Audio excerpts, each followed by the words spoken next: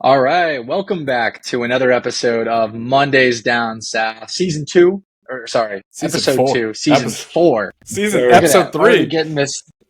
I can't even get my head straight over here. all But good. second episode of the fourth season, and we are delighted. We always look forward to this episode because we're going to go through every NFL team, pick the division winners, the wild card. We're going to simulate what that front seven would look like in the AFC and the NFC. Then we're going to go ahead and pick your AFC and NFC champions and then our Super Bowl champions. This is what we look forward to every year.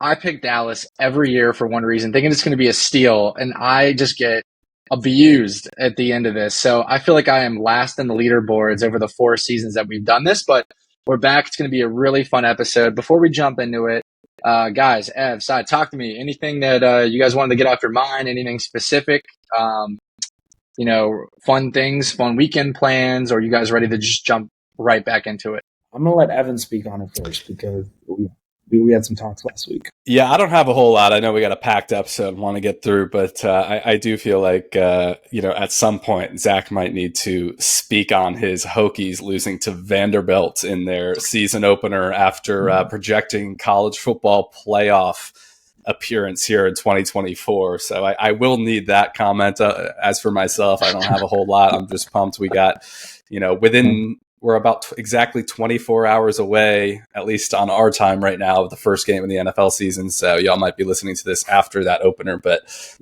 just super pumped. And I'll hand it to Sai before we put Zach on the spot to tell us what went wrong in Nashville over the weekend. Yeah, I'd say for, especially given our second episode, this is probably a good tie into that. For our fantasy football fans out there that are listening to this episode and have listened to prior ones, this week has been insane. I literally went to LA for the weekend. I took a red eye back Monday night. I got in yesterday morning. I worked. Then I went to my softball league. And in between my softball league, I'm on the phone with Evan doing my auction draft for our auction league. The 3 of us are on with MDS, while I'm also doing a draft for 2 other leagues at the same time. So I have 3 drafts and softball at the same time. And I'm literally having my teammates draft for me as I'm up there at the plate hitting that for my Mitre softball league. So if you understand the season, that's where we're at. I literally have 2 more drafts after this episode. So I'm really excited about fantasy season. That's kind of my update right now. So got a lot going on right now in terms of football world. I can vouch for you too, because I could hear you talking to your teammates, and at one point was like, "Yo, coach, can you not put me in the field for the first 2 innings? I need to do this draft." So I was just sitting here listening to him talk to his team for 10 minutes, but hey, I was here for it. That's next level dedication, Sai. I appreciate that, man. Hey, speaking of dedication, figured I'd show off this medal I won from running a 10K, 6.2 miles. A fun little plug here is Colin and a couple of other guys. They recommended that I just slowed my pace down. We remember Shiv from the podcast. He's a big runner too. They were like, "Hey, when you go into this, you haven't run this long ever before. So you need to just slow your pace down, calm down, just try to run it for me, I run it a 9:30 pace. And that way you'll be able to get through the whole race without stopping or feeling overwhelmed." And I took their advice and I threw it in the trash because it was so epic. The vibe, the ambiance, the atmosphere. There were 5,000 runners in the middle of uptown Charlotte. And it was so cool, man. We were running on the beltway that circulated the city. And so we were literally running on the highway. It was a ton of fun. So I just threw any strategy out the door. I was at an 8:20 pace after the first 2.5 miles. And then we hit Heartbreak Hill. Heartbreak Hill was so bad because it's not just this one big hill and you get it over with. It's a full mile long on the other side of the beltway. And I was already I'd already exhausted myself because I was running at like 8:20 a mile, which, it's like foreign to me. So I was struggling there at the end, but I ended up pulling it together, ran 4.5 through the rest, 6.2, and finished in the upper percentile under an hour. I'm proud of myself. Lex was there to cheer me on. And it was fun, man. It was a good Labor Day weekend. So I wanted to shamelessly plug that and avoid Evan's question about the Hokies. Love it. Love it. Great accomplishment. Looked like a cool event. Good stuff. You do get a nice little energy boost. I've never run a really long race, but even those little 5Ks, with all the music and stuff, you do get a nice little boost if you can hang on to it. But oh yeah, I just think that's badass. I think long distance running is not something I've committed myself to, and I don't know if it ever will be something I am. So whenever I see people willing to do it and doing it well, I'm always mind blown because it's not easy. So respect to you, man. Nicely done. Hey, I appreciate it. Just words for advice, though, for anyone listening. So when you get a t-shirt afterwards, make sure that you get a t-shirt size larger than what you normally are, because a runner's large is not a me large. So luckily there's a secondary celebration event this week, and I get to exchange my t-shirt size and get an extra large because I am not a runner's large. I am very much larger than that. That's not a bad thing. Not for long. And yeah, I think we'll just kind of pick our division winners, talk about each division a little bit, maybe 5 minutes on each division. I know we want to not rush through this, but get through everything. So maybe we'll start in the AFC East. I can maybe tee off. I'm coming in hot right off the bat, but the last couple days I've been getting just kind of a gut feeling that the New York Jets are they going to be the team to beat in the AFC East this year? I definitely don't think the Bills are going to win it again. I think the Bills will be in the wild card mix. I think they'll be a good, not great team. Just too much lost on defense, and the offense looks very different. And then Miami last year couldn't beat a good team, which concerned me. I had them pegged well last year. I think they'll be good again in the wild card and the division mix also. But I just have this feeling the Jets are going to be really good. When you have maybe the best defense in the NFL, a great offensive line, Garrett Wilson and Breece Hall, I think, are both going to have just absolutely massive seasons. And obviously the one question is if Aaron Rodgers can stay healthy. If he does, I think he'll play well enough. And I'm going to take the Jets to win this division. Okay. What do you got, Z-Bro? I love it. I think the Bills are going to fade radically, although Evan doesn't seem to actually believe that because he just drafted Josh Allen in a unspeakable rounds, like the second or third round in the fantasy football draft a couple nights ago. So I'm not sure how much he actually believes that, but I do agree with what he's saying. I think that the Jets are poised for a breakout year. They fixed their offensive line problems. Garrett Wilson takes the next big step forward. Aaron Rodgers is still Aaron Rodgers. And I think that they're going to win the division. I just think it's going to be a tight division. I think the winner of this division is going to be 11-6 or 12-5 because I think a lot of the teams are going to beat each other up. I think all the good teams split. I think Buffalo, Miami, and New York all split with each other. But I do think that Miami has already reached their ceiling because they're stylistically, they're not ready to beat a good team. That's not their formula. And so I just think that they're very spunky. They're going to win the games they need to win. They're going to win a lot of their home games. But I just don't see them taking the next step forward, even with a healthy defense. So that's kind of my presumption. Agree with Mr. Maroney. Yeah, I'm picking the Jets as well. I didn't think we'd all be chalk on this one because I thought the Bills and I thought at least one of you guys picked the Bills.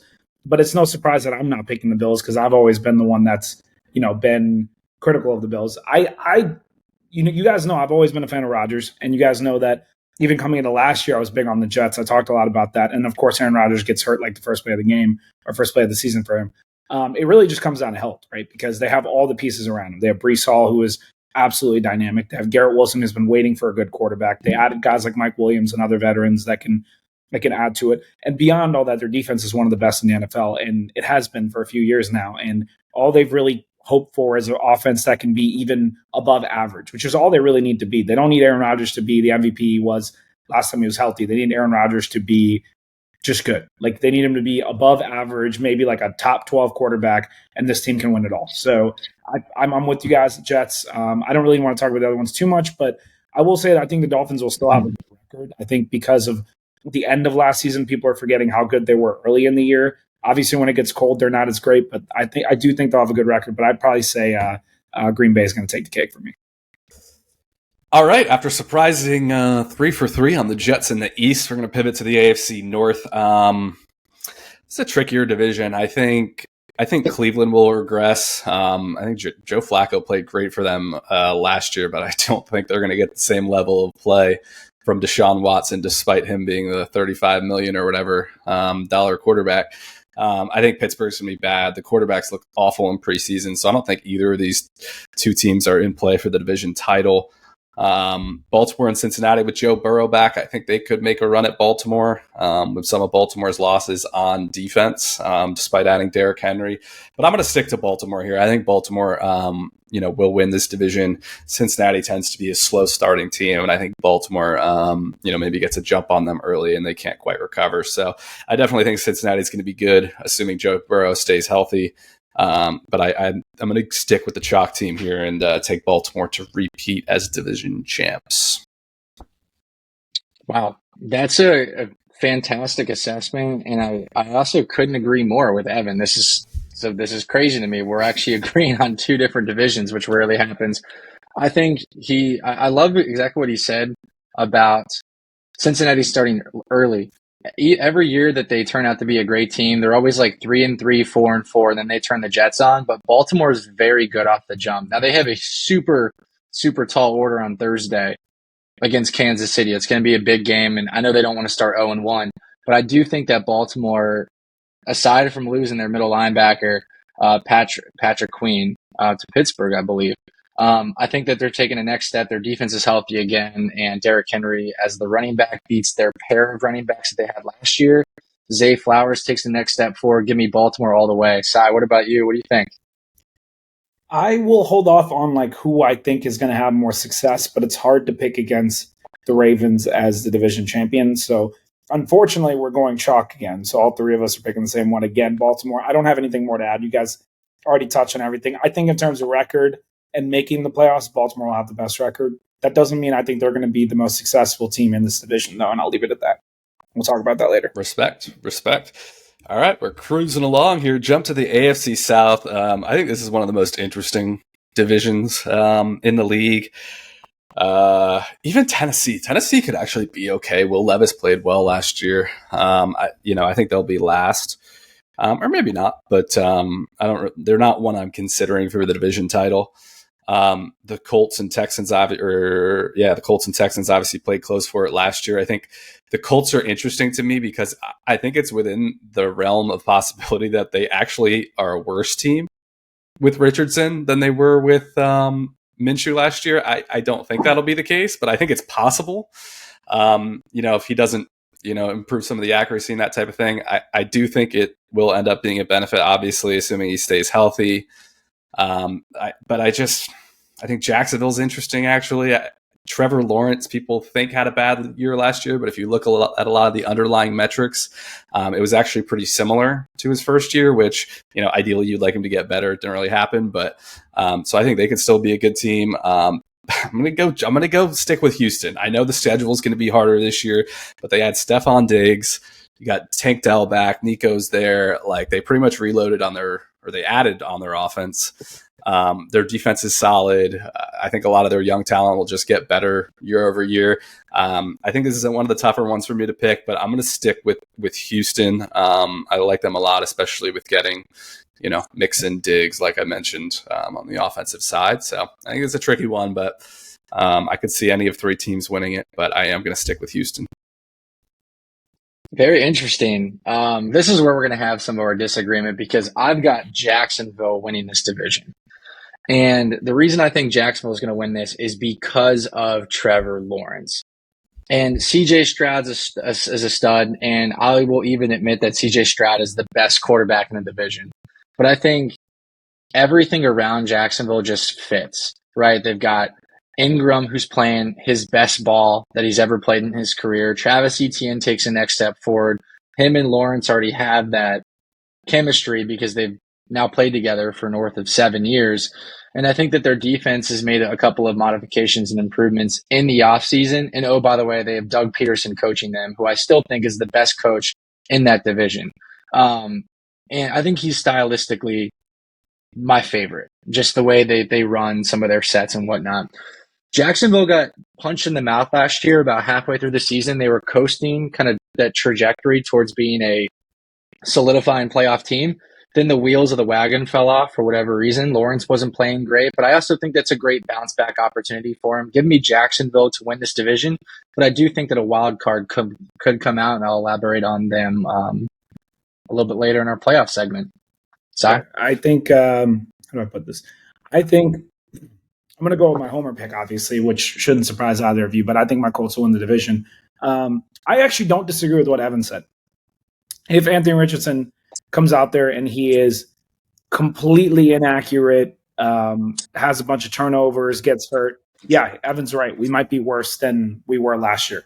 However, I think the odds of that are astronomically low. And the real reason why is people are so focused on this preseason of, AR doesn't look good. His completion percentage doesn't look good. His completion percentage, which was like 59% when he played last year, right? And I'm not saying I'm going to be happy if he gets a 60% completion percentage for the entire year, but a year of sitting and learning, I think will help him grow. The funny part to me is people focus so much on like the camp reports in the preseason. Nobody is running with their quarterback in preseason. They're not putting them in a position to go take hits and doing the true RPO style and everything else. You took out the best part of Anthony Richardson's game in the preseason, and everyone wants to focus on that. That is what opens up a defense, and that is what allows him to make those easy passes that he was making at the beginning of last year. His sample size was small. I don't disagree with that. But the sample size that we did see in those 4 games that he played, we looked really damn good. And this is a guy that wasn't even supposed to start the year because people said he was going to be too raw and didn't play enough snaps. So if he's even what he was last year, that should be enough to win a division where we were literally a play away from winning the division last year once we lost our starting quarterback. And Gardner Minshew, who has never won anything ever, we managed to almost win with because we have a complete team. And our team only got better. A.D. Mitchell got added. Our defensive line is better with Leilatu Latu. Our secondary is maybe our only point of concern outside of maybe, the incompletions from Anthony Richardson that everyone's alluding to. Michael Pittman proved himself as a true wide receiver last year. He got his contract. Josh Downs looks good. I mean, you can be skeptical if you want, Zach, but if you go look at his numbers and what he did in a year with Gardner Minshew, then I think you're just completely turning a blind eye to his ability. Not sold. Well, to be honest, I don't care if you're sold because we won 9 games with him as our wide receiver 1 last year with Gardner Minshew. So that's just me being frank with you. All that aside, the number one reason that I think we're in a good spot to win right now is also strength of schedule. The way the NFL is aligned right now, the Houston Texans are in a position where they are going to play a gauntlet of a schedule because they won the division last year. Nowadays, when you get the best record, you play the hardest schedule by a decent margin. So they have that. One thing I will give Houston credit for is they added Danielle Hunter beyond just adding the offensive player. So I think their pass rush gets better. So I think they do deserve a lot of credit for that move. That's someone that even the Colts wanted and they were able to get them. So that'll be beneficial to them. But I actually think they're going to have a harder time winning games than the Colts and the Jaguars just because of their schedule. It's not that our schedules are easy. We definitely play some tough opponents. But I think what's going to happen is the AFC South's going to eat each other up. And then I think it's just going to come down to who do we beat outside the division. And I think we'll just win 1 or 2 more games there. So I'm going to pick my Colts for that reason. Respect. We went from all chalk to all different teams. I love it. I like it. Yeah, there we go. Now we're getting to it. I think it's going to be an interesting one. My bigger concern with the Colts, I think, size defensively. I do think the offense will be good, but the back 7 specifically, I think you guys have a good defensive line, but worries me a little bit. He's one of the best linebackers in the NFL, and EJ Speed was amazing. And back 7 is tough. I agree with the corners and the with the safeties, though. They're young, so I'm with you there. All right. We'll jump to the AFC West. This is the least interesting division for me. So I'll just use this opportunity to set up my discussion on the Chiefs. I think everyone should be so frightened about the Chiefs this time compared to last year. I mean, listen, I know Zach and I got a lot wrong last year, but if you look on paper, this team this year is so much better on paper than it was last year. When you add in Xavier Worthy and Hollywood Brown, who I think are similar players. So, I mean, assuming Rashee Rice doesn't get suspended, like the offensive line was an issue for a lot of the year last year. I think it'll clean itself up this year. I think the defense will still be great. They lost Snead, I guess, but I just think on paper this team's built to be way more successful this year. Doesn't mean it'll happen, but I think it will. And I think there's zero competition in this division. I think the Chargers are going to be terrible. Herbert's already hurt. I think it'll take some time for Harbaugh to build it his way. What else? The Broncos will be interesting. I do like Bo Nix. I think they could show some improvement, but their defense is horrible. And there's going to be some growing pains there. And then the Raiders are the Raiders. I think they'll be a little better under Antonio Pierce with an improved defense that they really like and an improved offensive line. And, if they can get decent quarterback play from whoever it is, they'll win, I don't know, maybe 6 games, something like that. But I think the Chiefs are going to absolutely coast to win the division this year. I don't even think it's going to be particularly close, even if they take the foot off the gas a little bit. Yeah, I'm just laughing because Cy smiled like a proud parent right there because I'm going to give the Chiefs their flowers too, rightly so. It's not going to be close. They're going to go 5-1 or 6-0 in this division. I don't see any realistic threat. I mean, I think Vegas's defense has gotten a lot better. Crosby's still going to be chasing quarterbacks, but I just don't think that Harbaugh's going to be able to turn around the Chargers, much like he wasn't able to turn the Michigan Wolverines around overnight either. So it's going to take time with the Chargers. They also don't have the personnel to be super good and challenging. Last year, we saw a lot of games that were like 27-24 in the AFC West between like Kansas City and whoever the AFC West opponent was. We'll pick the Chargers. I just don't see the games this year being that close. I think they're going to be like 10-point games steadily throughout the course of the game. So this is Kansas City's division, and I will turn it over to Cy. Welcome aboard the bandwagon, gentlemen. I've been preaching this narrative for 2 years. It took a couple of them well, out. To be fair, I don't think any of us have ever picked them not to win that division in the last 3 years. So in the context of this discussion, it's a little different. I mean, I probably have to go back and look, but if I do remember correctly, Zach, I believe Zach might have picked the Chargers. Yeah, I think. Yeah, I was going to let that one go, but Cy keeps his receipts. Yeah, no, I keep my receipts when it comes to the Chiefs because this is you guys know how I feel about him, about them in general. So I'm not going to go on a soliloquy because I'm sure I'll do it 100 times this season as I often do. So I'll leave my Chiefs, banter for later on. I will say I think the Chargers are going to be better than people are giving them credit for. I don't think they're going to compete for the division, but I do think they'll make some noise in the AFC because I think it's going to be the most comfortable setting that they're going to be in a while with Harbaugh. I think Greg Roman, although I'm not the biggest fan of his, will make it way more of a functional offense than it was in prior years. They may not have the receiving weapons, but I still believe in Justin Herbert, and I think Harbaugh will be a good coach for him, and I think their defense will play better with the new regime. So I do think they will make more noise than people can give them credit for. So I'll say that, but yeah, Chiefs by 1 million. Their defense just isn't good. Like, they have these flashy big names, but it's just like not good, period. And they did improve the offensive line. That's maybe the area that I could see them helping make a jump. But yeah, no competition. I guess we'll move to the NFC. Or what do you guys? Should we do wild cards for the conferences first, or at the end? What do you guys think? I think we do them at first. I think we finish the conference. Yeah. Okay, so we'll finish up the AFC and say, all right, wild cards. Give me. I have Miami, I have Buffalo, and I have Cincinnati, which means, again, I think the South is just going to beat each other up and knock those records down. And then I think the Chiefs coast. So, yeah, like I said, no one in the West. So I have the 2 additional AFC East teams, and then I have the Bengals. Cool. For me, my 3 wild cards, 5, 6, and 7, are Miami, Cincinnati, and Houston, which means Buffalo misses the playoffs this year. That's my big one. I can respect that. That's a good take, Zach, because for all you know, they could crater. I think that's with how many people they lost on defense too. I respect that. I do have them in, but I think I have Bengals 5. I think them and the Ravens are going to be right there for the division, especially if Burrow stays healthy. I have the Bills 6, and then I have Houston 7. So I have Miami missing just because I think that, when the weather gets cold, they're going to need to win some games in this loaded AFC. This AFC is unbelievable this year in terms of how deep it is. So that's what I got. So somewhat similar across the board. All right. Cool. We'll jump to the NFC. The NFC East. I have this division being a little disappointing this year. So I have a couple maybe more bold predictions. I don't think the Giants will be good. I like some of Zach's messages about their defense. And I think Neighbors is going to be special, but outside of that, I don't think they'll be relevant. I think the Commanders will show some good improvement. I always compare them to the Colts, so I think it could be similar to what the Colts did last year. Maybe I don't think they'll be maybe as close to like winning the division by any means, just because of the strength of some of the top two teams. But I think Jaden's a star. I think the defense will be better under Dan Quinn and Joe Witt, and Kingsbury's kind of the question mark. But I think they'll have a decent 6-7 win season. And then Eagles and Cowboys, I think the Eagles are going to regress. I think there's some tensions there between Hurts and Sirianni that are problematic.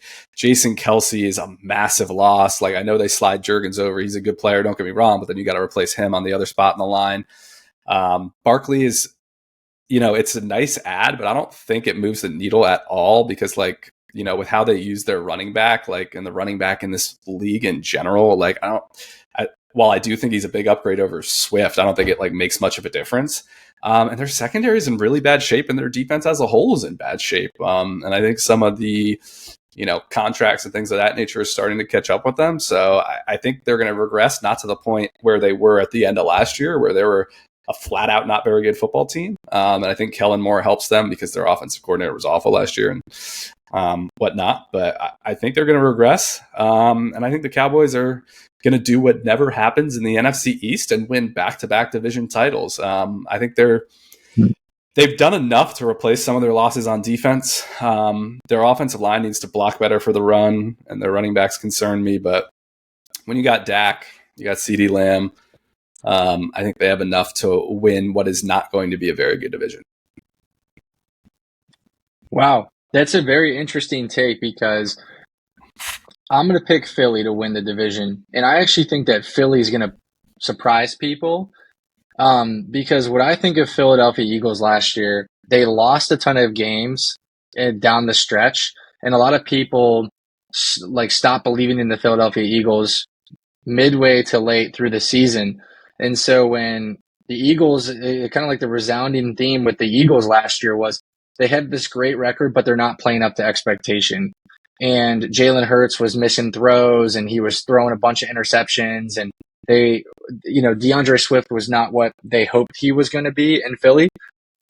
I think that the storyline flips. I think that their record isn't as good as it was midway through the season. It's not 11-1 or whatever, but I think they're playing a lot better than what their record shows. And I think that they will win the division, but I see it being relatively competitive.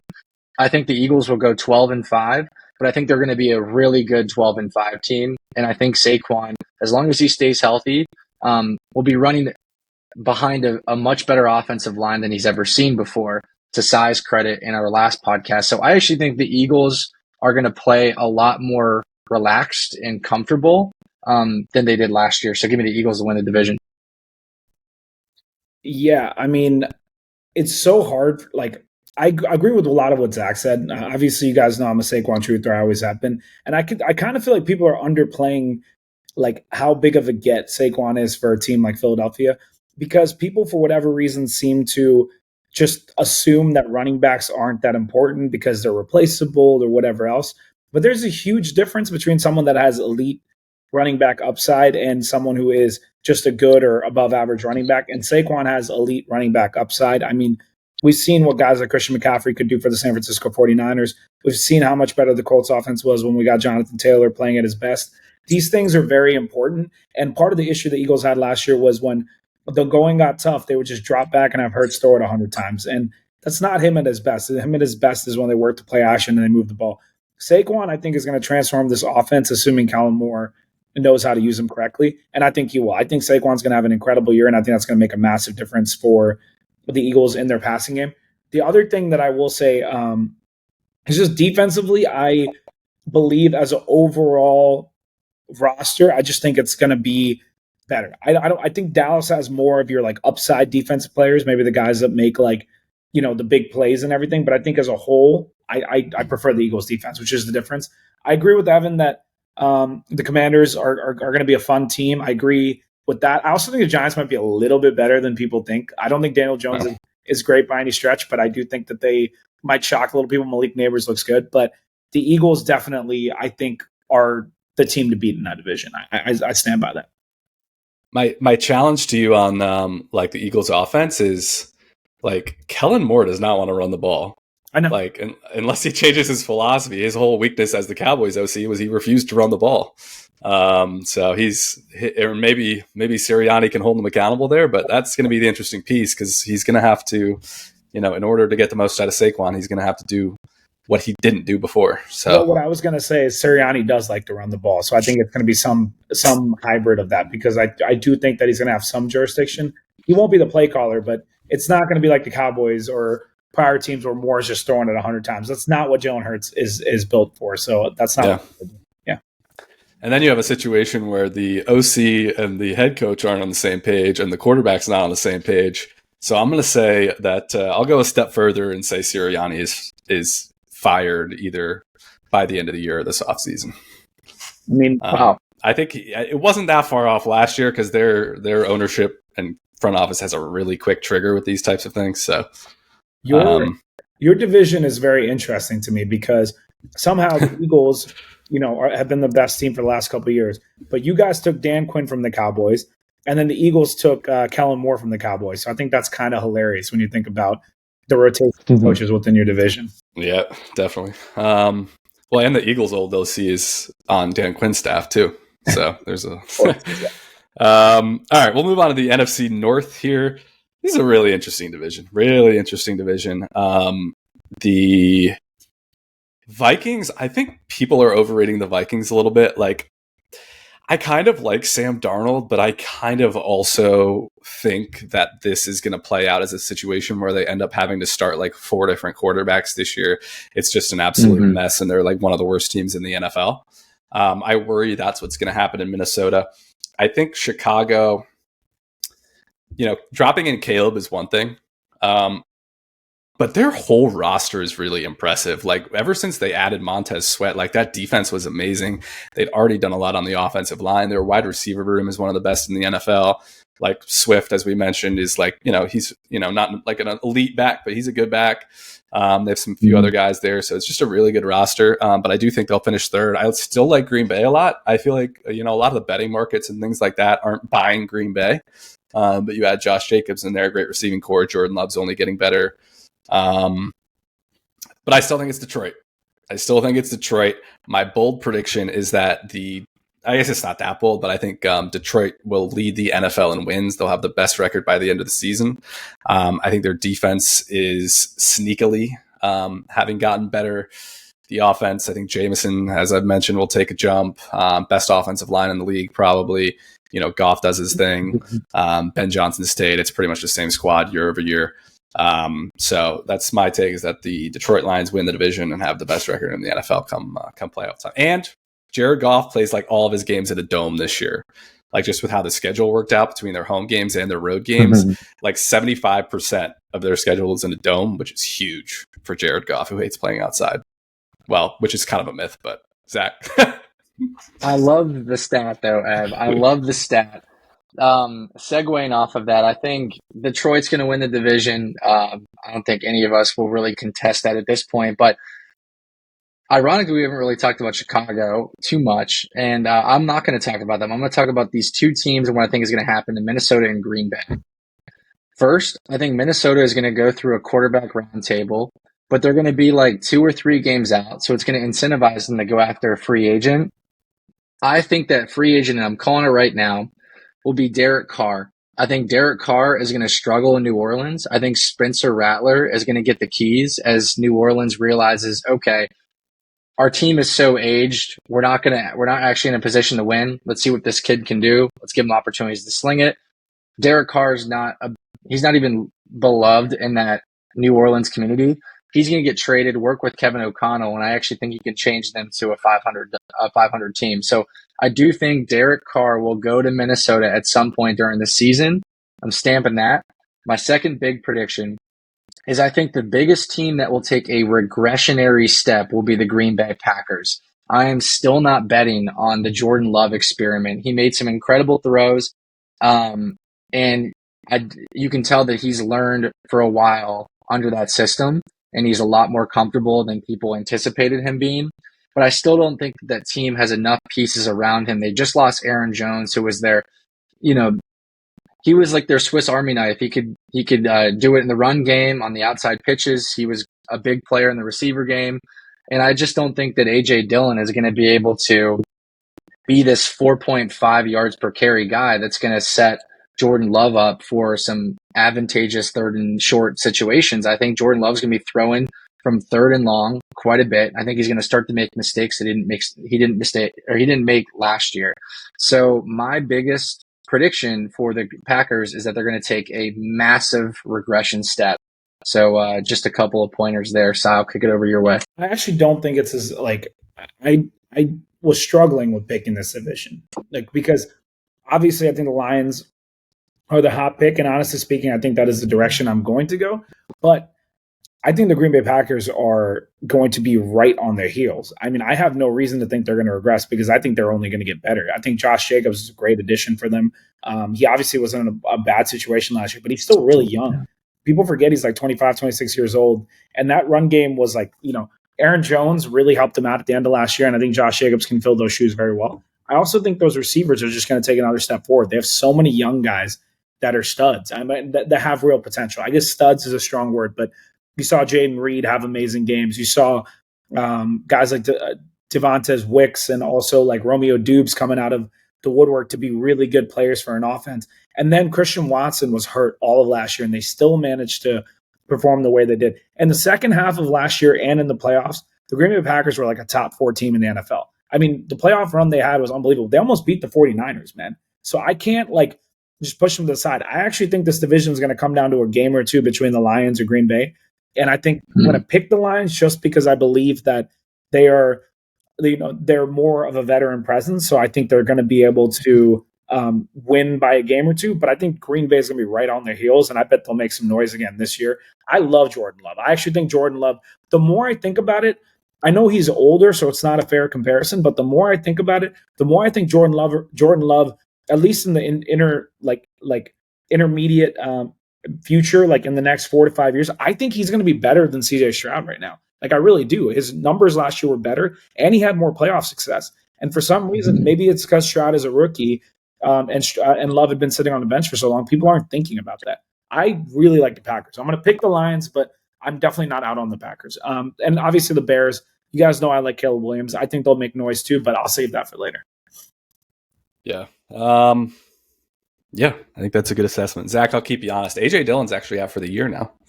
Yeah. So I agree. They don't have anything behind Josh Jacobs. It'll be a problem. Marshawn Lloyd is sick. I don't. He's hurt too, though. I mean, not for long. He should be back in a couple games. Yeah. He is a good guy. The other mention about Christian Watson, I just think is really interesting. So obviously he's had hamstring injuries his entire career. So I guess this offseason he went to a hamstring guru and figured out that he had a really big imbalance between his 2 legs, which is what was causing his hamstring injuries. So I kind of buy into that. I don't know, maybe a fantasy tidbit that's probably too late, but I'm interested in the outcome of that hamstring analysis and its impact on the Packers this year. But move to the NFC South. I actually think Carolina is going to improve a little bit. They built the offensive line. The offensive line looks good. The defense will get slightly better. I'm not a big Bryce Young fan, but he's certainly going to be better this year. Deontay Johnson is going to get the ball a lot. I like Dave Canales. I think they'll show some improvement. I think they could push the New Orleans Saints, who I think are going to be horrible. I think the New Orleans Saints are going to be one of the worst teams in the league. Zach mentioned Derek Carr, so I agree with you there. I think that'd be a fascinating trade if it were to happen to Minnesota, so I love that prediction. I think the Saints are just going to be bad. I think by the end of the season, I agree. I think it'll be Rattler getting the opportunity there. Their defense has started to regress, and Kamara's washed. Like, they just don't have a lot there. And Dennis Allen has a really weird vibe. Tampa Bay, I know people are expecting Tampa Bay to regress, and I wasn't quite on board, but it's hard to not see them regress with the age on their roster, specifically with Evans and Godwin. I think Baker will play well again. I like the OC they brought in to replace Canales, but I'm going to give Atlanta the division nod. I think, with Kirk Cousins there and the weapons they have on offense, you got Arthur Smith out of there. I just think they have the best roster. I think it might take a little bit of time to come together, but I think in what's a pretty weak division, I think I have Atlanta winning it. Yep, give me Atlanta all the way.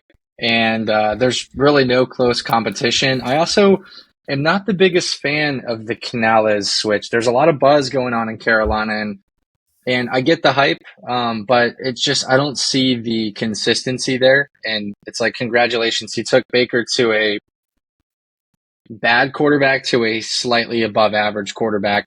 Like, still doesn't sell it for me. Side knows my thoughts on Bryce Young. I'm going to leave it at that. I think Atlanta wins this division, and I think they're like a 10-7 team. But I think the next team that threatens them is like a 7-10 Bucks team. So I still think that they're going to be three games ahead. Sorry. I will say this: I think Dave Canales was a great addition for this team because you said, I know you simply said that he was someone that took Baker Mayfield to, from a decent guy to a guy making the playoffs. He took Baker Mayfield to the playoffs and won a game with Baker Mayfield. I completely in my life never thought that was going to happen after his first couple of years with the Browns, especially when you look at Baker. If you think of it, a year ago, people didn't even think he was going to be a starter in the NFL. We thought Baker Mayfield was going to be a perennial backup. He got picked up halfway through the season by the Rams to sit behind Matt Stafford. Like, that is such a crazy come up for him. So I do think that he's going to be a great asset for Bryce Young because it's not like they just added Canales and were like, hey, go figure it out. They added Deontay Johnson, who is a stud of a wide receiver who, because of Pittsburgh's inconsistencies, has flown under the radar as one of the best receptions guys in the NFL. He's so consistent. And then they also added Xavier Legette as a first-round pick who had his breakout year last year. I know I'm a Gamecock, so if I'm putting aside the bias, just go watch his tape. This guy will dunk on people's heads. And Bryce Young needed more talent. Like, he was throwing to a 45-year-old Adam Thielen. And also, the biggest addition for them, I think that's flying under the radar, is Jonathan Brooks. He's going to be out the first couple of games, but I think he was the best running back in the draft. And Carolina all of a sudden has a much better run game because they're working with Chuba Hubbard and Miles Sanders. And no disrespect to those guys, but when you have a young guy like Bryce Young, you need guys who are going to have a little bit more of a dynamic play style to them. So I think the Panthers will take a huge step up. With all that being said, I think like the Falcons, assuming Kirk Cousins is even 75% of who he was prior to his injury, I think the Falcons are going to win by 1 million. Like, I am such a fan of the Falcons this year. And no matter whether you like my Colts or not, Zach, I am so in on your Falcons this year. I love that team. I love that these young guys that I've been such an advocate for, whether it was you guys drafting Bijan or Kyle Pitts or Drake London, I've loved these three guys since they entered the league. And these poor guys have had terrible coaching in Arthur Smith and terrible quarterback play and whoever you wanted to throw out there, anywhere from Heineke man or Heineken man to Desmond Ritter to one of us three. It doesn't really matter. No matter who you threw out there, he was getting nonsense. They were getting nonsense at the quarterback position. And now they're getting a real quarterback, a veteran presence. And even if Kirk gets hurt, I believe Michael Penix can step in day one and make plays because he's a ready quarterback. He's played 4 or 5 years in college. Mm-hmm. They are in a great spot there. As a matter of fact, I still think the Penix pick was weird, but the more I think about it, the more I'm glad they have him because the roster is really good. So I love the Falcons. I really do. And I'm gonna leave it there. That's a good call. All right, don't want to rebut. We got to move along here to the last division, the NFC West. Quickly, Arizona, they'll be better with Kyler healthy and Marvin Harrison Jr., but the defense is still horrible. They might actually do okay, honestly. I think there's going to be a lot of good teams in this division. Seattle. Mike McDonald, I think it'll be interesting. I love his defensive scheme, and I think he'll help that defense a lot. I'm not quite as sold on his ability to bring together a coaching staff. I wasn't too impressed with the staff he brought in. But I think the offense, if Geno plays better, more like he did 2 years ago, obviously the offense will be good. Jackson Smith and Jigba takes a jump. Kenneth Walker, the whole gang there. But I do think they'll be third. I was wrong about the Rams last year. The Rams did a really good job, even in kind of a rebuild year last year. Now they got Blake Corum for a two-headed punch at the running back spot. If Stafford's healthy, he's still a really good quarterback. Puka Nacua broke out with Kupp being out, and now Kupp is back healthy. The whole 9 yards with the Rams. So San Francisco is starting to trend to a dicey area. Their cap situation is awful. There was a report earlier this week that like the ownership in the front office is just, I guess the ownership is like not happy with, John Lynch and Kyle Shanahan at this point with where they've gotten the cap situation to. And then you're eventually going to have to pay Brock Purdy if they choose to. They have gotten all their guys on the field, which is huge, with Trent Williams signing just days ago and Ayuk last week. So I think they'll win it again, but it's trending into a dicey area for the Niners where it's now or never. But they have the Avengers back. Everyone's back. So I think it's going to be hard to beat them, even if things start getting a little hairy up in the front office. Dude, I love the way you phrase that. The Avengers are back, because I did not think they were going to re-sign Ayuk to that deal. So if that doesn't make a man motivated to perform and have a career season, I don't know what does. So San Francisco takes the top for me. I also miss the years when the NFC West was good, because there were years where they were all incredible, and I'm starting to get that same feeling again. Because I tell you what, Evan, I'm struggling ranking these teams 1 through 4, because I think all of them could be playoff teams. I really do. I'm going to say, for simplicity here and for time, San Francisco will win, but I have a couple of wildcard teams I'll address in this division a little bit later, but I'll kick it over Kuna's way. Y'all know I'm a big 49ers fan, so I'm not going to go on a tangent about them. I think they'll win the division. Evan might be right. In future years, they're going to be in a tough spot with some of the guys they have to hold on to, but they're by far and away the best roster in the NFL, period. I mean, it's not even really close. So I think they'll win the division. I'm not going to think too much into that. You guys know I'm a Rams truther. I got a lot of crap for it early in the year last year, and then they ended up making the playoffs and made noise. So I'm going to stick with that take. I think Stafford's got at least 1 or 2 more good years in him. Cooper Kupp apparently looks amazing, in camp, because he's not hurt coming into it. So between him, Puka, and Kyron, and adding Blake Corum to a team that, had all these guys, as much as they missed Aaron Donald and such last year, that offense is ridiculous. I trust Sean McVay. So that's my number 2. The other 2 teams, I think they'll be fun. I think the Seahawks, I always forget the guy's name, but adding the offensive coordinator from Washington will make that offense way more fun with the receivers. I hope JSN is super involved. We talked about this, and I think they'll probably finish 3rd. And I think the Cardinals will make some noise, but they're a few pieces away. So I think they'll be 4th. That's the way I see it. Yeah. All right. That gets us through all the divisions. I think we should go quick with our conference championship matchups. Agreed. And then Super Bowl matchups. So I know we've talked about all the teams. So just quickly with what we're thinking. AFC, I have the Kansas City Chiefs beating the Houston Texans in the conference championship and, of course, advancing to the Super Bowl. I think Houston, I agree with Cy that maybe they'll struggle with the schedule to get through the division and whatnot, and won't be one of the higher seeds. But I think come playoff time, they'll have that experience now. I think they'll be ready to go, and they'll push the Chiefs. But I'm picking the Chiefs. They just, on paper, I think they're so motivated to get this three-peat. Like, Patrick Mahomes played a lot in preseason. He did. I was like, what are we doing here? But I think they want this really, really effing bad. So I think they're going to get to the Super Bowl. And then the NFC, I have the Detroit Lions beating the San Francisco 49ers in a rematch of last year. This time they get it at home, and I think they get over the hump and they get to the Super Bowl to face the Chiefs. So maybe a little chalky. I think they're 2 of the favorites other than the 49ers. But should I say who I have winning, or should I wait? I'd wait. Did you throw out your wildcard teams yet for the NFC? Yeah, we did. We all did that before. Oh, did we? Okay. Yeah. So I have Chiefs Lions in the Super Bowl. We'll make our Super Bowl champion pick after we all pick our matchup.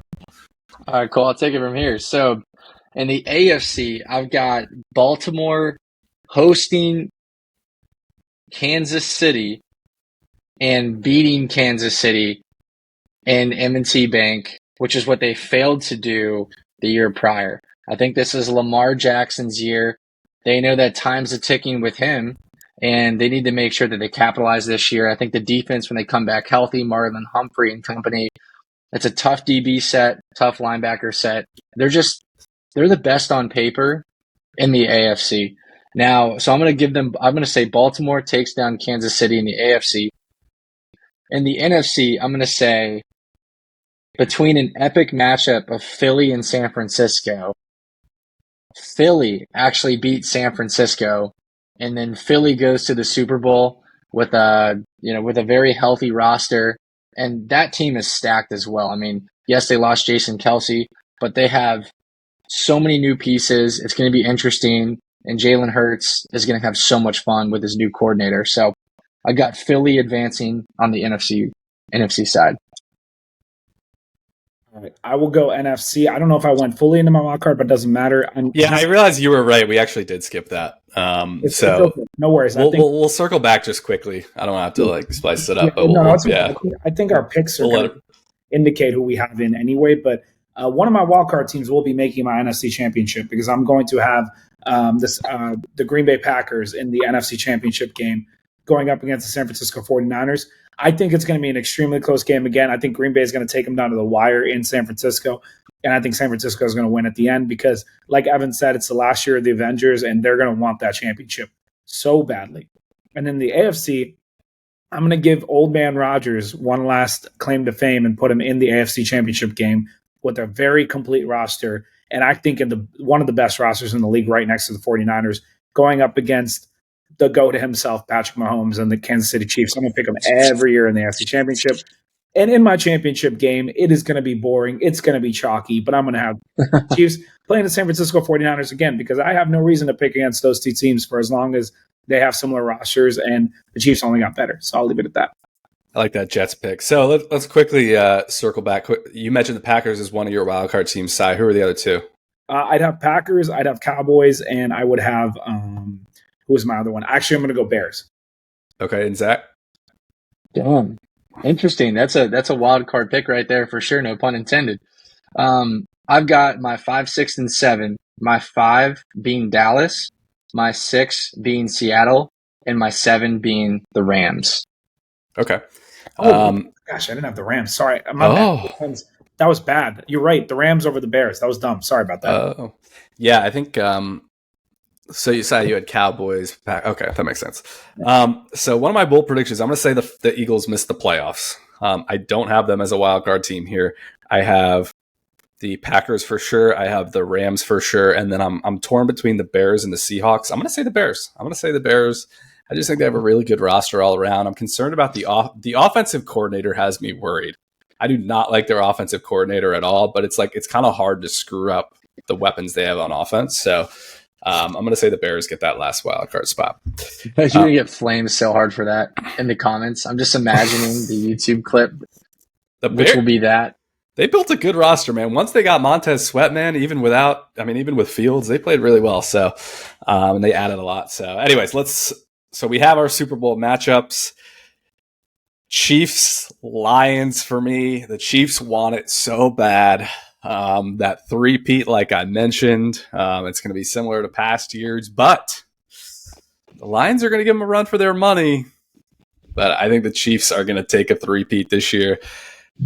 When the Chiefs want something so bad and their roster looks as good as it does on paper this year, it feels careless to pick against them, like I did last year. So I think the Chiefs get their three-peat. I think it's a good game. I think the Lions make a good run, but come up short.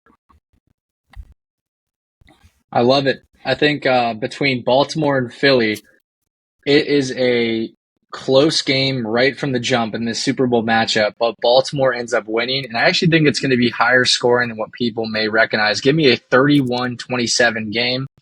Baltimore takes it, and Lamar Jackson becomes a Super Bowl winner for the first time. That'd be great for the city. All right. Nice picks. Because you both are wrong per usual. Because you're picking against Patrick Mahomes and the Chiefs again. So no offense. I think the Chiefs. Wait. Ed picked the Chiefs. I picked the Lions to beat them at the end. Nah, I tried to do a little tease and trick people. I was over here getting ready. I was so ready to go in about the Chiefs. Man, you got me. All right. Well, never mind. Damn, Evan. All right, I can't pick the Chiefs by myself this year, so I can make fun of you guys for the rest of the year. So this is a bummer. But yes, I have my Chiefs per usual. not my Chiefs. I have the Chiefs, but my team that I pick every year, per usual. I think Patrick Mahomes is going to go ahead and do another GOAT thing and have a three-peat. And I think Travis Kelce is going to have a three-peat, go down as the greatest tight end ever. I think Andy Reid's going to go down as one of the greatest coaches ever. And I actually think that this game is going to be less close than it was last year, even though San Francisco will be just as good, if not better. I think the Chiefs are going to be so dominant this year. It's going to be ridiculous. Their defense is going to be, they still have the same coaching. They're going to be terrific there. Their offense only gets better with more playmakers. I don't even know how you stop that team. So yeah, that's what I'm going with. I love it. Always a fun time. Quickly, while I set up the pick segment, any like other bold predictions you guys have just in general? Could be players, could be teams. Yeah, real quick. I have one good futures betting on player props for people that I think people should really consider, assuming the lines are still what they are before Sunday starts. Marvin Harrison's line for receiving yards is over under 1,000 yards. If Kyler Murray is healthy, the over on Marvin Harrison's receiving yards and the over on Kyler Murray's passing yards should be one of the easiest bets I've ever seen. Kyler has surpassed that every year he's been healthy. I think he's at like 3,400 or something like that.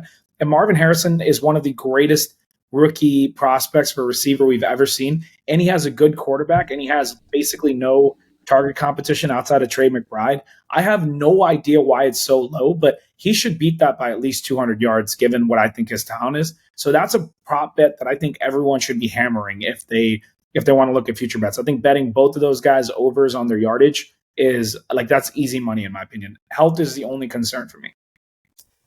Yeah, I think that's always the thing about those futures. They have to make them a little lower in case guys, the risk they get hurt. On that note, kind of a homer pick, but Terry McLaurin's over-under on yardage is under 1,000 yards, and he hits 1,000 yards in his sleep, and now he's got a much better quarterback. So I think that's another pretty easy one with health, and he's usually pretty consistently healthy. So, Zach, anything? Otherwise, we'll jump into my favorite part of the week every week. Yeah, I'm gonna double down on the Tampa Bay Buccaneers win-loss under 8.5. Under 8.5. I don't know. That's my steal. I think this will be the first year where Mike Evans does not get 1,000 yards, which would be huge. So I'm very anti Buccaneers this year. I'm not here for it. I'm going to be honest. I'm on Zach's side in terms of the under.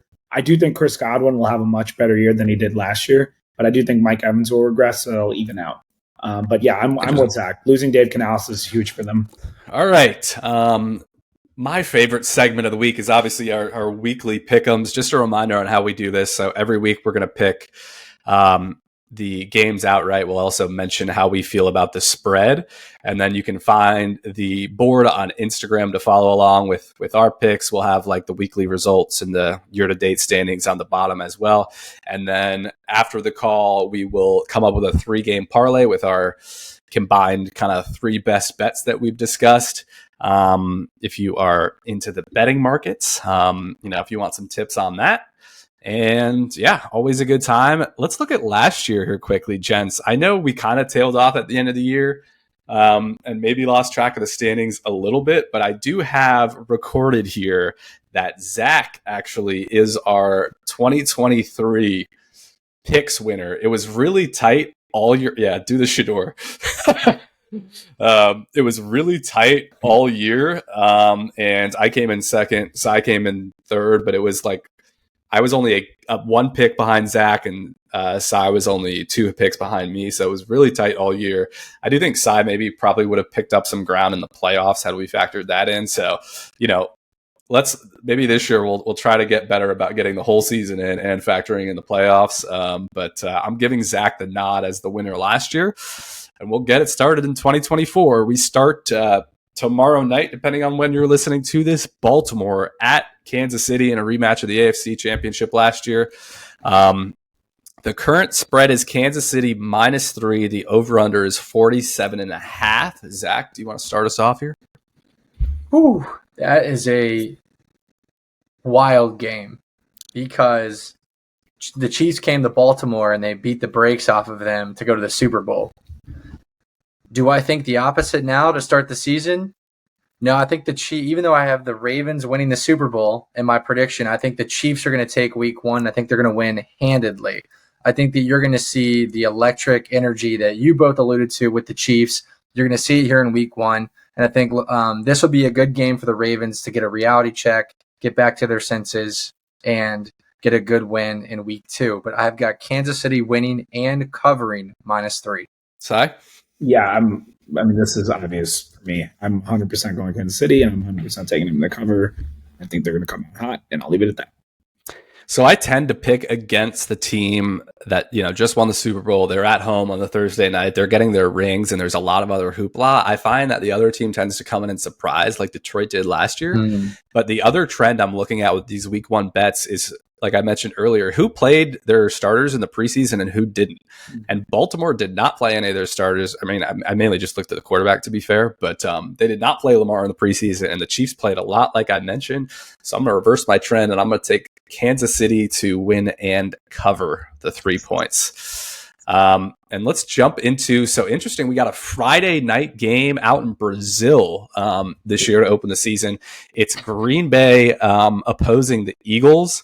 We'll see how this turns out, but the spread is Philadelphia -2.5, which is interesting on a neutral site. Let's go to Cy to start this one off. I just said I have Green Bay in the NFC Championship game. So by that logic, it would make sense for me to pick Green Bay. But I do think that talent-wise with them, and because they're a veteran team, I think the Eagles have more of a veteran presence. Being in Brazil with that element, I do tend to think the Eagles will win that game and cover. Although if they were to have this matchup later in the season, I probably would have picked Green Bay. So I'm going to start with the Eagles this week to win and cover. All right. This is one of the spreads that doesn't make a ton of sense to me based on where these teams ended last year. So I'm going to take Green Bay, who I think is the better team, on the money line. Zach? Give me Philadelphia to win and cover. All right. Next game, moving to the Sunday 1 p.m.ers, we got Arizona at Buffalo. Buffalo is a 6.5-point favorite at home. The over-under is 48.5. I'll start us off. I have Buffalo winning but not covering. I think this is a little high for the season opener. Zach? Yep, same exact thing. Give me Buffalo winning but not covering. I think this is going to be a close game, and I think Kyler is going to keep them in there. And I can see like a walk-off field goal Buffalo's way at home. All right. Sai? Yeah, I think Buffalo's going to win and cover. I think going into Buffalo, especially with the new roster construction, I think Arizona is going to get better throughout the year. But I think they're still going to have things to figure out early. And I think even with the losses Buffalo has had on their team, Josh Allen at home, game one of the year, I'm going to pick him to win and cover. All right, next game, New England at Cincinnati. Cincinnati's an 8.5-point favorite at home. Still a little unclear about Jamar Chase. He did practice today, so it looks like maybe he's planning on playing. Over-under is 40.5. Start with Zach. I've been initially intimidated with Jamar Chase being out and not practicing consistently. But then again, he's done this before, actually. He did it at LSU where he decided to sit out for the whole year.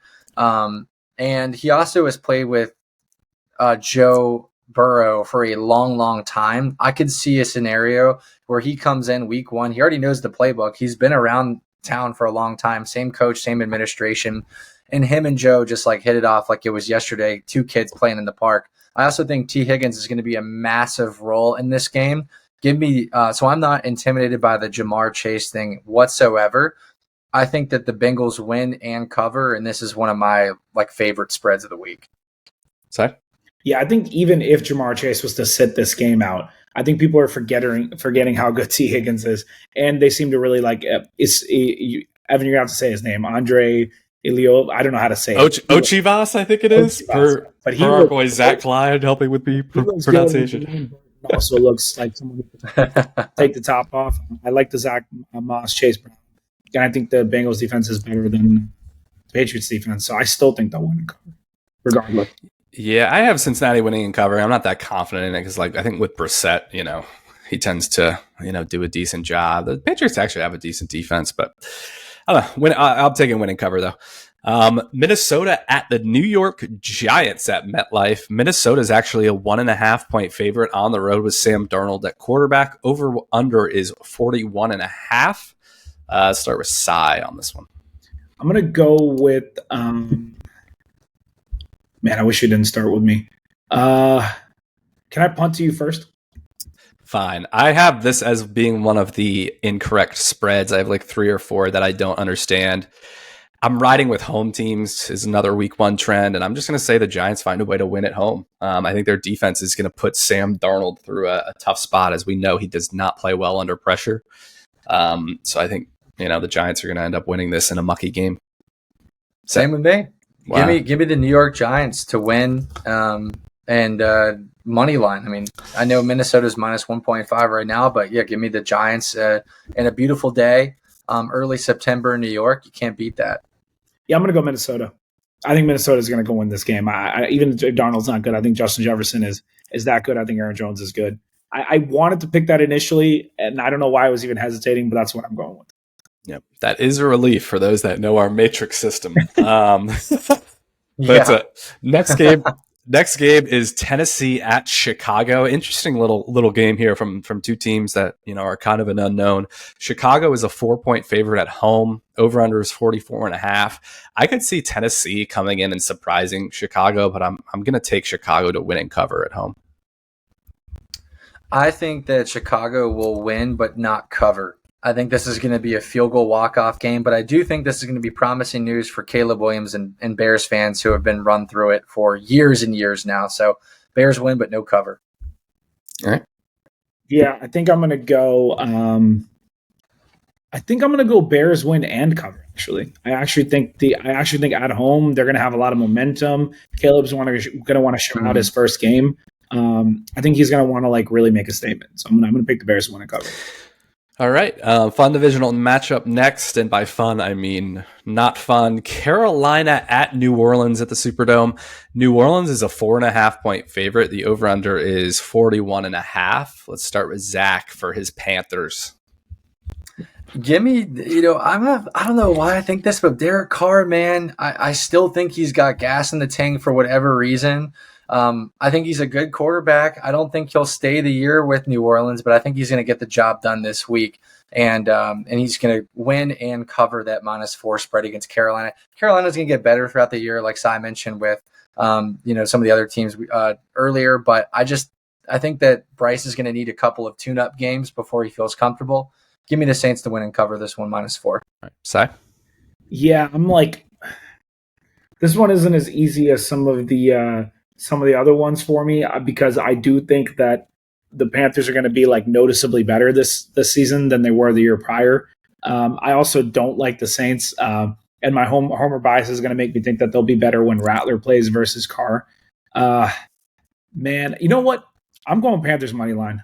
Let's do it. Let's see Bryce win this one.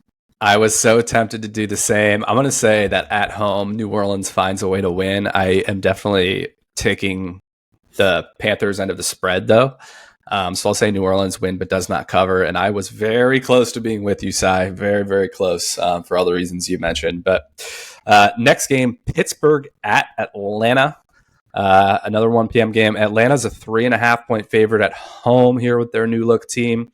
Over-under is 41.5. Let's start with Cy. Atlanta by a decent margin in this one. I think the Pittsburgh has a lot to figure out. They started Russell Wilson, but he didn't play much in the preseason. I think Atlanta's coming in. I think Kirk Cousins is going to want to show he's going to look good after the Achilles. I think all those young guys are going to be so excited to have their new quarterback under the helm. I think Atlanta's going to go, show out this week. Yep, I have Atlanta winning and covering. One of my best bets. I'd prefer it at 3 or 2.5, but I think 3.5 is fine. The Steelers' offense looked putrid in preseason. Couldn't have looked much worse. So, Zach? Yep, Atlanta wins and covers. And the reason is not necessarily the offensive talent on Atlanta that are just being waited they've waited so long to be released. Like they're going to go off and have a great game. But I actually think my biggest concern was Russell Wilson and his accuracy. He typically eats our type of defenses alive. These zone style offenses that can't get a big pass rush early. But I think because we've invested so much in our DBs, our 2 safeties, we got AJ Terrell coming back healthy. I I feel a lot more comfortable with them. Also, the Steelers lost Deontay Johnson and other receivers. So give me the Falcons to win and cover, and I love that 3.5 spread for us. All right, next game, Jacksonville at Miami, another 1 p.m. game. Miami's a 3.5 point favorite at home in that hot Miami sun where the opponents are, their bench is out in the sun and Miami's in the shade. Over-under is 48.5. I'll say Miami wins and cover. They tend to play great at home in September and just blow the doors off people. Zach? Yeah, Miami wins and covers. Is Waddle going to be healthy for this game? Yeah, he's practicing. Yeah, he's practicing. I think. Okay, yeah, then Miami win and cover for sure. Yeah, I think Jacksonville, if any teams can handle the heat, it'll be Jacksonville because they don't play in a very cold climate either. But at the same time, I still think Miami's going to win this one by decent. Yep. All right, next game, Houston at Indy. Houston is a 3-point favorite on the road. Over-under is 48.5. This is another one of the spreads I don't totally quite understand. I am going to say Houston wins, but I am going to take no cover. I think, at the Colts and what's always a contested divisional matchup, that's a pretty big number to give on the road. So I'll say Houston does pull it out, but not cover. Zach? Give me Houston wins, but does not cover as well. I completely agree with everything you're saying. It's going to be crazy environment in Lucas Oil Stadium. So that's going to be a great game. I can't wait to watch that one. Yep. Last time Houston played Indy with CJ Stroud and Anthony Richardson starting, Houston came to Indy and the Colts beat them in half a quarter. Anthony Richardson got hurt halfway through the first quarter, and they had already won the game. They were already up by multiple touchdowns. I think AR is going to want to make a statement. I think Shane Steichen's going to be reeling after that really close loss we had at the end of the year. I think we're going to win this game, and I think we're going to try to show the world, hey, don't sleep on Indy after last year too. Love it. Next game, Las Vegas Raiders at the Los Angeles. Oh, we forgot one of the 1 p.m.ers, man. The Commies versus the Bucks. No, that's a 4 p.m. Oh, is it? Yeah. Oh, yeah, you're right. It's 4:25. All right, Las Vegas at the Chargers with in Harbaugh's debut. Chargers are 3-point favorites at home. Over/under is 40.5. Let's start with Zach. Give me the Raiders money line. The Raiders have a better defense, and I think that the Raiders are just going to come out and play super well in the dome environment. So, divisional game. I don't trust Josh Palmer. I don't trust Quentin Johnson and all the other list of players they have. I do think J.K. Dobbins could have a statement performance, but I think the Raiders defense is much better. And give me the Raiders to sneak this one out. They got a lot of talent. I love the Devontae Adams, obviously. And then you've got who's the guy? Who's their second receiver? That's Myers, more of a route runner. Myers. Yes. Yep. Love him as well. So give me the Raiders to win in a I actually like the game. I like the over more than I do the spread. I think both teams are going to shoot north of 20.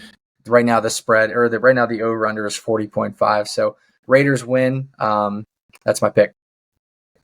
All right. Well, I am definitely going Chargers because I just think at home with a team that still has a lot to figure out coming on the road, I trust Justin Herbert and Jim Harbaugh to figure it out and get the dub. So I'm going to pick the Chargers.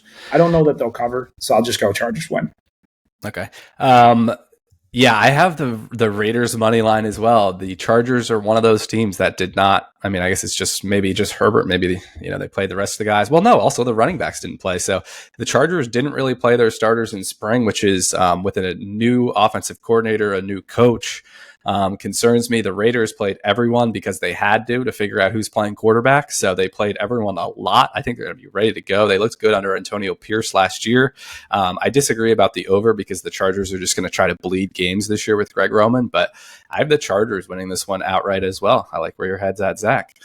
You mean the Raiders winning outright? Sorry, the Raiders. The Raiders. Yes. Thank you, gents. Next game, Denver at Seattle. Seattle's a 6-point favorite at home in the debut of Bo Nix, who was named a team captain this week, which is interesting. Over-under is 41.5. Let's start with Cy. Seattle win, no cover. Okay. I have win and cover. I think I do like Bo Nix, but going into such a hostile environment in your debut, like against Mike McDonald's defense, this could be nasty. I think there's a wide range of outcomes this could go. And I think Seattle's going to score a lot of points. So I actually really like Seattle to win and cover. Yeah, it's going to be an interesting game because Bo Nix is so beloved up in the Pacific Northwest with his tenure at Oregon. But I think that it's going to be a very hostile environment for him. And I think the Seahawks know that if they're going to compete in their division and actually make a race for a wild card or a playoff, they have to win these type of games, and they have to win them soundly. I think Geno Smith takes a step forward, and I got the Seahawks winning and covering that -6 spread. Agreed. Side, you say agreed? I agree that. Oh, okay. Yeah. With its synopsis, maybe not the cover, but yeah. Sure. All right. Interesting game. Dallas at Cleveland, 425. Cleveland is a 2.5 point favorite at home, which on the surface is interesting to me. Over under is 40.5. Let's, I'll start this one off. It's so tricky because on the surface, that spread seems weird, like with Deshaun Watson, who, I don't think is good at all, but I think this is just going to be a super low scoring game. I think Cleveland's defense is going to give Dallas a lot of problems, and I'm going to lean into the fact that this spread looks like a trap and pick Cleveland, who plays really well at home in a really low scoring game. I'll say they cover because it's just 2.5, but tough game for me to pick, but I'll take Cleveland. Zach? Same with me. Same result. Cleveland wins, and they cover -2.5, and I'm thinking it's a field goal walk-off game. Yeah, I think I'm going to go Dallas to win this one. I think they're the better. Like, I just trust that team more, if that makes sense. I just trust them more. They're more consistent with what they had last year. I think CD is going to ball. I think Dak's going to have a good game. Don't sleep on Rico Dowdle this year. Evan sent the analysis earlier, and their defense is great. They're going to give them issues all day with the pass rush. So yeah, I'm going Dallas. Yeah, I think that's fair.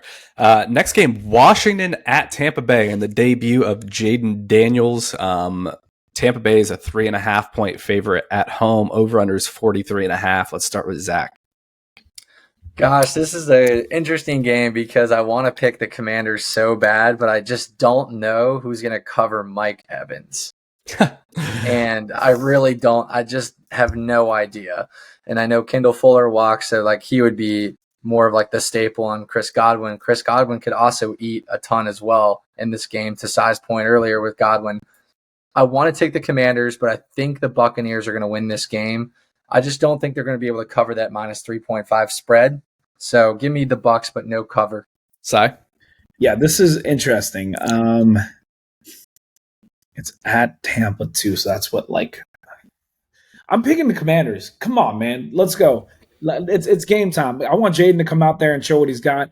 John Allen and those boys are going to be motivated. A new coaching regime, like that defense is going to be better with Dan Quinn. I'm hyped. Go Commanders. Go get this dub, man.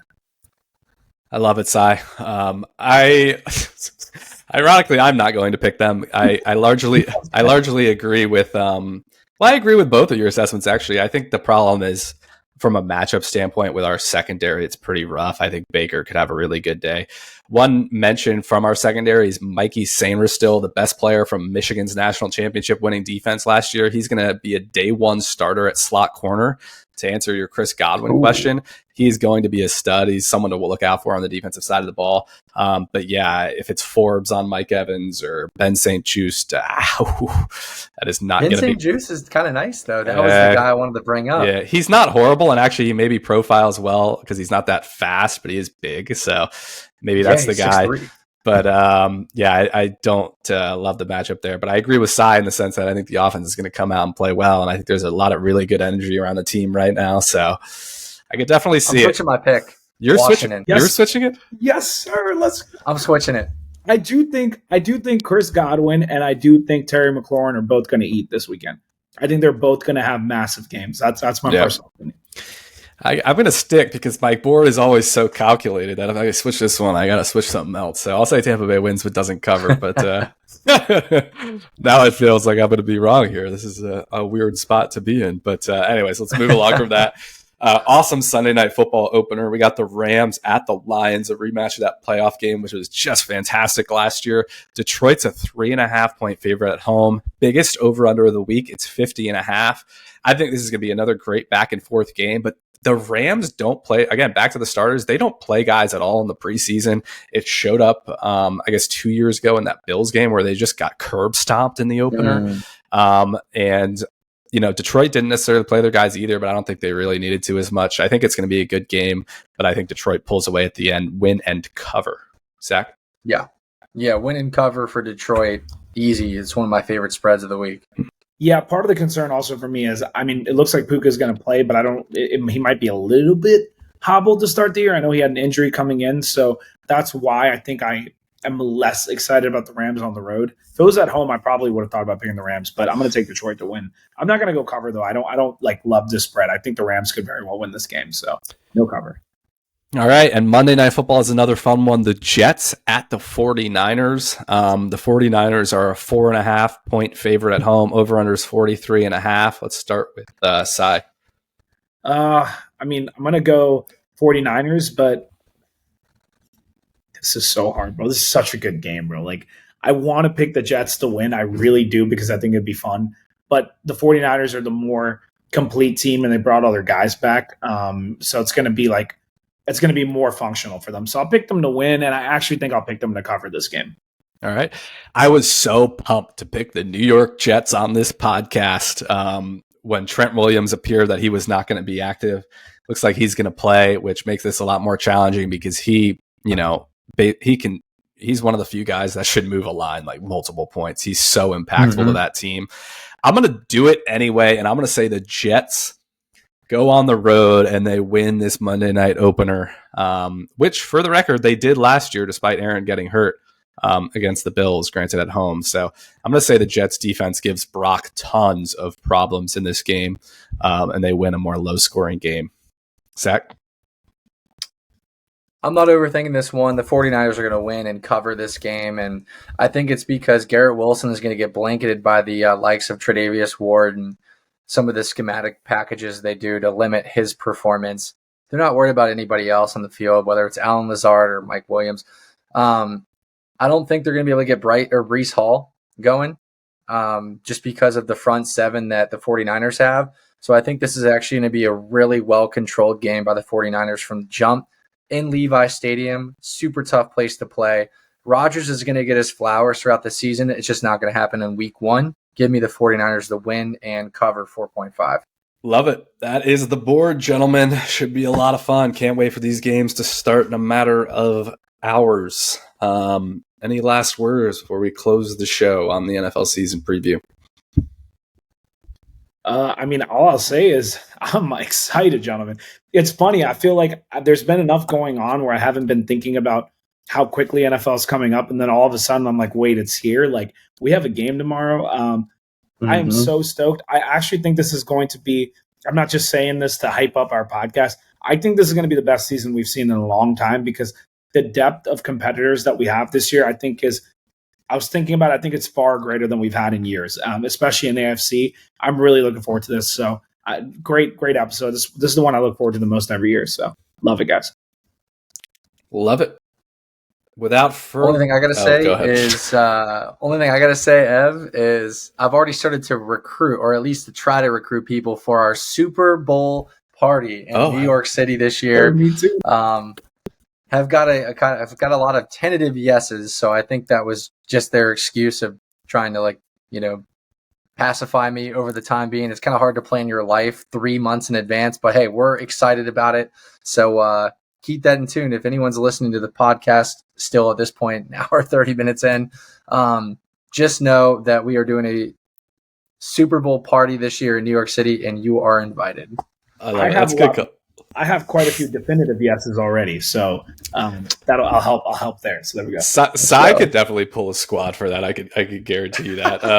But good idea to get on that earlier. But anyway, thanks as always. Like and subscribe on YouTube. Should be available wherever you get your podcast as well. That was Mondays Down South. It's down south.